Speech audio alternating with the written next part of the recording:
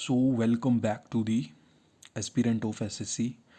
ठीक है, तो टिशू चैप्टर नंबर 3 का पार्ट 2 है ये आपका। ये अब हम एनिमल टिशू से इसको शुरू कर रहे हैं। देखिए, एनिमल टिशू में क्या होता है आपका, मतलब मेड बाय एनिमल सेल से ये बना होता है। इसका स्ट्रक्चर आ गया, फंक्शन आ गया और रीज़न आ गया, डिफरेंट डिफरेंट होता है आपका। ठीक है, इसमें आपका एपिथेलियल टिशू, कनेक्टिव टिशू होगा आपका, और मस्कुलर टिशू होगा, नर्वस टिशू होगा। सेल वॉल जो होती है एनिमल टिशू में वो प्रेजेंट ही नहीं होती है आपकी। ठीक है, एपिथेलियल टिशू जो होता है आपका, ये कहता है प्रोटेक्टिव और आउटर लेयर जो होती है आपकी, मतलब कवरिंग और जो प्रोटेक्टिव टिशू जो होता है आपका बॉडी का। एपिथेलियल टिशू जो होता है ये क्या बनाता है, स्किन को बनाता है, लाइनिंग ऑफ माउथ को बनाएगा आपकी, blood vessel, lining of blood vessel को बनाएगा, लंग एल्वली को बनाएगा आपकी, और किडनी ट्यूबल्स को आपके ये बनाएगा। ये टाइटली पैक्ड होता है आपके कॉन्टिन्यूस शीट में, परफॉर्म करता है डिफरेंट डिफरेंट फंक्शंस को।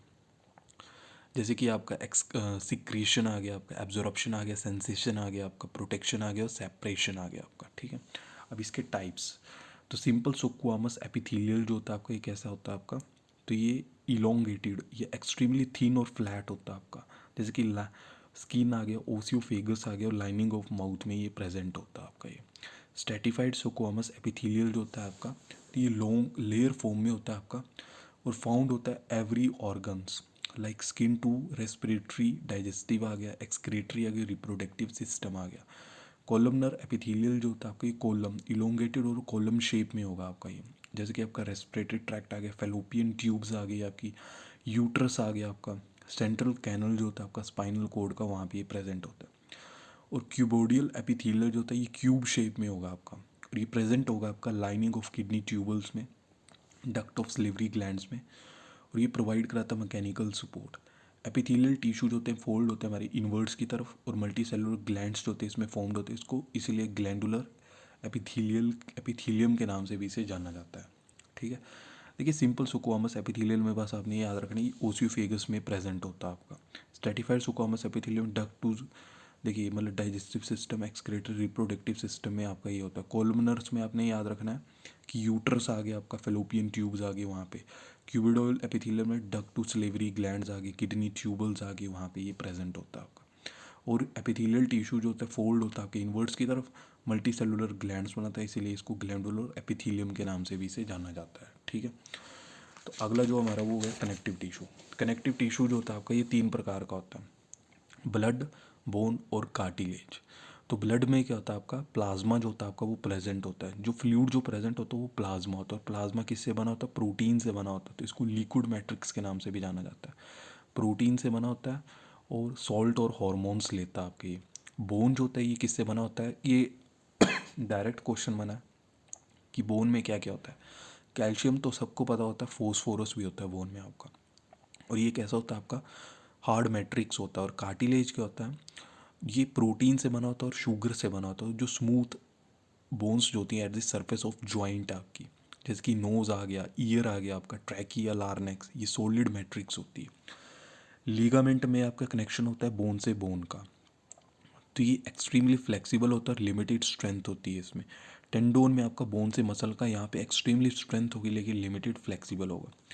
देखिए जो फैट स्टोरिंग टिश्यू जो होते हैं हमारे, वो एडिपोज टिश्यू होते हैं, जो कि आपकी ये जो आपकी तुन्नी होती है, ठीक है, यहाँ पे मतलब प्रेजेंट विलो द स्किन होते हैं आपके, या फिर इंटरनल ऑर्गन्स में आपके ये। ठीक है, नाउ अब आ गया आपका मसल टिश्यू।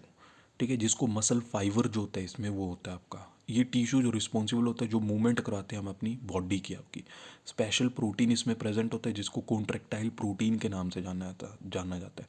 जो बोन्स इसमें मूव करती हैं उन्हें क्या बोला जाता है, कंसेसियस विल के नाम से जाना जाता है। वॉलेंट्री मसल्स होती हैं, स्केलेटल मसल्स भी बोला जाता है इन्हें।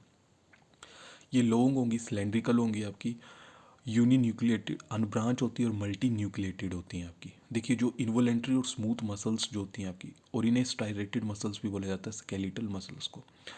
और जो इन्वोलेंट्री और स्मूथ मसल्स जो होंगी आपकी, इन्हें अनस्टायरेटेड मसल बोला जाएगा। तो ये कैसी होंगी आपकी, ये भी लॉन्ग होंगी, ब्रांच होंगी आपकी, अनसिलेंड्रिकल होंगी आपकी।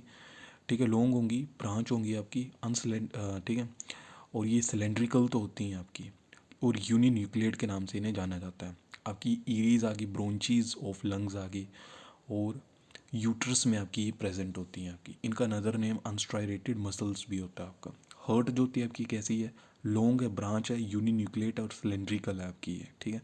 क्योंकि ये कैसी है आपकी, कार्डिक मसल है और ये अनस्ट्राइडेटेड मसल है आपकी, इनवॉलेंट्री मसल है आपकी।